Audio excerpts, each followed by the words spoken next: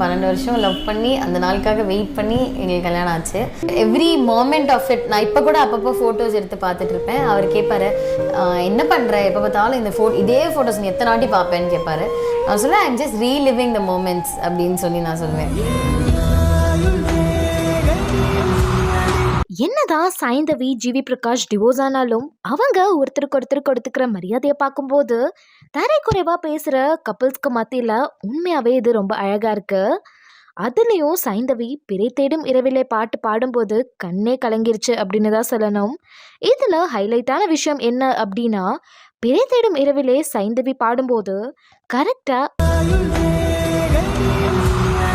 உனக்கென மட்டும் வாழும் இதயமடி அந்த லைனை ஜிவி பிரகாஷ் யாருக்குமே விட்டு கொடுக்காம டக்குன்னு பாடின அந்த மூமெண்ட் ரொம்ப கூஸ்பம்ஸா இருந்தது. கல்யாணத்துக்கு முன்னாடி ஒரு இன்டர்வியூல சைந்தவிக்கு இந்த பாட்டை ஜிவி பிரகாஷ் டெடிகேட் பண்ணியிருப்பாரு.